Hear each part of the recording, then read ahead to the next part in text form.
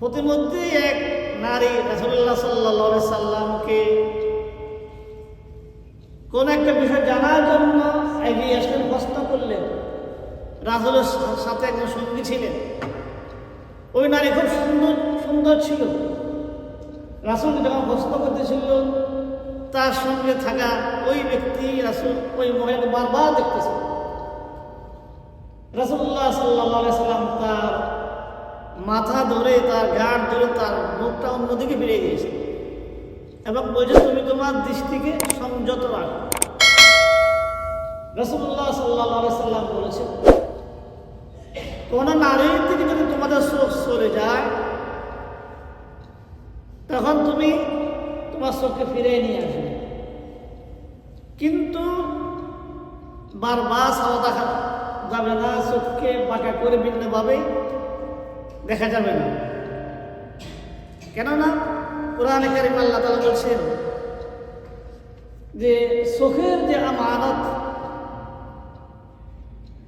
চোখের যে খেয়ানত, এগুলোর হিসাব হবে। এই চোখের বিরাট শক্তি। একটা মানুষ যখন এই চোখ দিয়ে কোন তার প্রতিপক্ষ ভিন্ন লিঙ্গের লোকদের দিকে তাকায়, পুরুষ নারীর দিকে, নারী পুরুষের দিকে, তখন এর একটা ক্রিয়া তার হৃদয় অভাব পেলে, হৃদয়ে এর একটা আসার পড়ে। এর প্রতিক্রিয়া স্বরূপ ওই নারীকে, ওই পুরুষকে পেতে তার মনে আগ্রহ, উদ্দীপনা সৃষ্টি হয়ে যায়। সুতরাং যে কোনো নারীকে, যে কোনো পুরুষকে ছাওয়া যাবে না।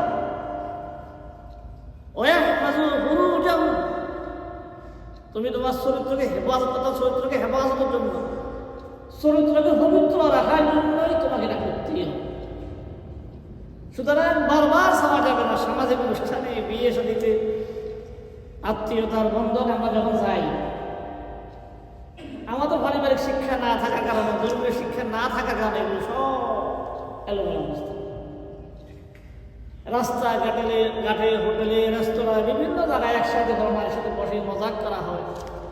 কর্মক্ষেত্রে, সকল ক্ষেত্রে, কলেজ, ইউনিভার্সিটিতে আল্লাহ তাআলা এই যে বিধানটা দিয়েছে, সেটা হচ্ছে ইয়াহফাজুল ফুরুজ, চরিত্রকে পবিত্র রাখার জন্য।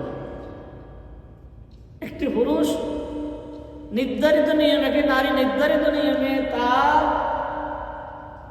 পুরুষের সাথে, স্ত্রীর সাথে তার খায়েশ মিটাবে, আকাঙ্ক্ষা পূরণ করবে, নির্ধারিত নিয়মে, নির্ধারিত পদ্ধতির বাইরে নয়। এর বাইরে যেটা সেটা হারাম। অনেকগুলো দিক আছে। সুতরাং হঠাৎ করে কারো চরিত্র খারাপ হয় না। চরিত্র খারাপ হওয়ার পিছনে অনেক সময় লাগে, অনেক ধাপ লাগে। গত সপ্তাহে সোশ্যাল মিডিয়াতে আসছে, জগন্নাথ বিশ্ববিদ্যালয়ের ছাত্র এই পরকীয়ায় নিহত হয়েছে। এক মেয়ে 2টা ছেলেকে মন দিয়েছে। শেষ পর্যন্ত এই মেয়ে এখন জেলে, যে হত্যা করছে সে জেলে, আরেকজন অবস্থা। এটা কেন হয়েছে? এটা কি একদিনে হয়েছে? এটা কি কাঙ্ক্ষিত? এখন 3 জনের লাইফ শেষ, সামাজিক অবস্থা শেষ, একজনের দুনিয়া থেকে চলে গিয়েছে, আর 2 জনের ফাঁসি হবে। এটা কেন হয়েছে? আমাদের সমাজে এভাবে অহরহ হচ্ছে। বিবাহিত জীবন তছনছ হয়ে যাচ্ছে, মা বাবার স্বপ্ন, আকাঙ্ক্ষা তছনছ হয়ে যাচ্ছে। কেন এগুলো হচ্ছে? এই যে খোদার বিধান না মানা, খোদার বিধান না মানা কারণ বয়স্ক লোক, ছেলে মেয়ে আছে, বড় আছে, ছেলে মেয়েকে রেখে চোখে সুন্দর লাগছে, মনে ভালো লাগছে, চলে গেছে।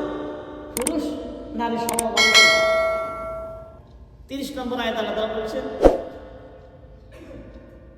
যালিকা আসকালাম, আসকা মানে পবিত্রতা। এই যে তুমি যদি না দেখো, তোমরা যদি না দেখো, এর থেকে বিরত থাকবে, তাহলে তোমাদের মনটা ভালো থাকবে। স্ত্রীর কাছে তার স্বামীটাই ভালো থাকবে, এটাই সুন্দর হবে, এটাই সুঠামদের অধিকারী হবে, এটাই ভালো বেশ পুরুষ হবে। নারীর কাছে হচ্ছে, পুরুষের কাছে হচ্ছে। সুতরাং যতই পরকীয়া হচ্ছে, দুর্ঘটনা হচ্ছে, এগুলো শরীয়তের বিধান না মানার কারণে।